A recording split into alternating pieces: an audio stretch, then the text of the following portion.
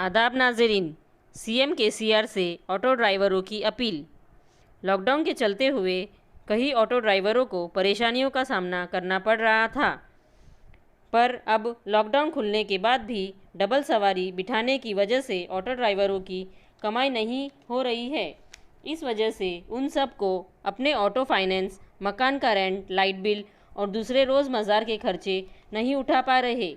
इसलिए सब ऑटो ड्राइवरों ने मिलकर हुकूमत को एक केसीआर सेवा दलम लेटर लिखा। आइए सुनते हैं ऑटो ड्राइवरों की ज़ुबानी।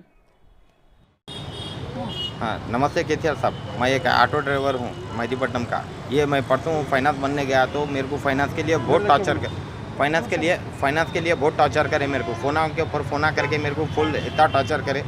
लॉकडाउन का भी ईएमआई मेरे को बनो तो बनो बोल के बहुत टॉर्चर कर रहे। ये पद्मशाली फाइनेंसर है, मेरे को 2 दिन ये लास्ट में ईएमआई बनो बोल के बोल रहे, लेकिन लास्ट में ईएमआई का पैसा मेरे को 19,250 रुपीज़ मेरे को बतला रहे और प्लस ईएमआई अलग से बतला रहे।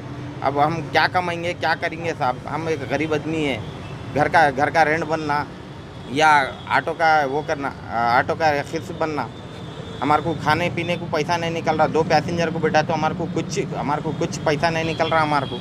तो घर वालों को रेंट हाउस वालों को कैसा संभालना, ये ऑटो फाइनेंसरों को कैसा संभालना, हमारे को कुछ समझ नहीं आ रहा था। बहुत दिमाग ख़राब कर दे रहे ये लोग हमारे को।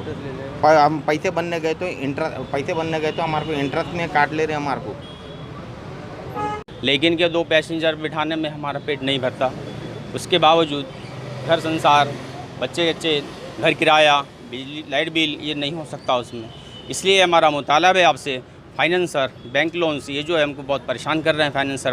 फाइनेंसर गाड़ियाँ खींच के ले जाने की धमकी दे रहे हैं। जब उनको पैसे दे रहे हैं तो ब्याज कटाकर उसका ये कर रहे हैं। इसलिए आपसे हमारा मुतालबा है कि आप इस पर गौर कीजिए और इसको जब तक लॉकडाउन ख़त्म नहीं होता तब तक इसको ब्रेक कीजिए।